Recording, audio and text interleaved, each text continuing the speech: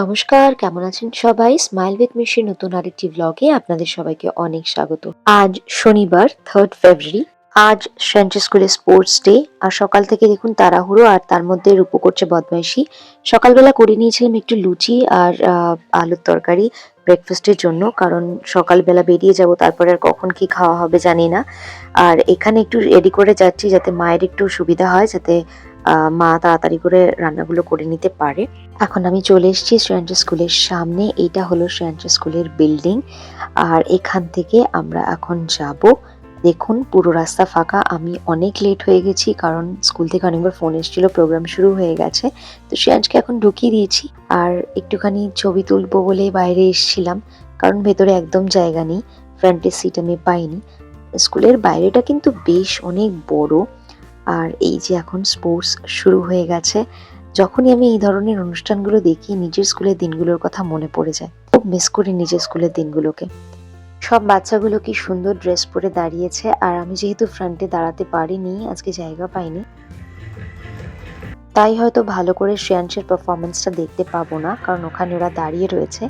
এই যে এখন পারফরমেন্সটা হচ্ছে, এই পারফরমেন্সটার শুরুতে এবং শেষে কিন্তু শ্রেয়াংশের পারফরমেন্স আছে, যেটা আমার দেখার খুব ইচ্ছে ছিল। ওই যে বাচ্চাগুলো সবাই দাঁড়িয়ে রয়েছে ফ্রন্টে, ওর মধ্যেই শ্রেয়াংশ রয়েছে।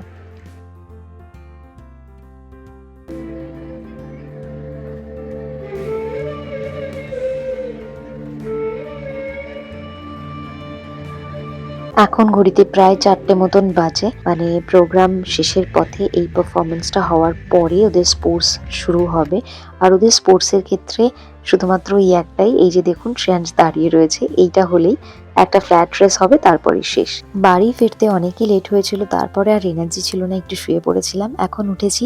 আসার পথে কিনে এনেছিলাম এই কটা বাসন ঠাকুরের জন্য। আর এখন চলে এসেছি কিচেনে রাতের ডিনার বানানোর জন্য। রুটি হয়ে গেছে, তো এখানেই সবজিগুলো কেটে নিয়েছি। সবজিগুলোর মধ্যে আছে ক্যাপসিকাম, বেগুন, আর দেবো এর মধ্যে একটা টমেটো। আমি একটাই টমেটো দিচ্ছি, কারণ এটা শুধুমাত্র আমার আর মায়ের জন্য। আপনি চাইলে দুটো টমেটোও দিতে পারেন, মানে যতটা কোয়ান্টিটিতে বেগুন আর ক্যাপসিকাম দেবেন ততটা কোয়ান্টিটিতেই আপনাকে টমেটো দিতে হবে। প্রথমে তেলের মধ্যে পেঁয়াজটাকে ভেজে নিয়ে এই সমস্ত সবজিগুলোকে ভালো করে ভেজে নিলাম। শ্রেয়াংশকে ডেকেছিলাম যে আয় আমার একটু ক্যামেরাটা ধর, আমি একটুখানি কিছু ফুটেজ তুলে নিই। তার মধ্যে পরে দিলাম হলুদ, নুন, লঙ্কা গুঁড়ো, ব্যাস এটাই মশলা হবে। আর এটাকে দিয়ে ভালো করে কষতে হবে, এবং কষা হয়ে গেলে ঢাকা দিয়ে দিতে হবে। তারপরে যত মজে আসবে তরকারিটা তেলের উপর আসলেই তারপরে নামিয়ে দিন। গরম গরম খান রুটির সাথে। আর নিশ্চয়ই ট্রাই করবেন আর আমাকেও জানাবেন।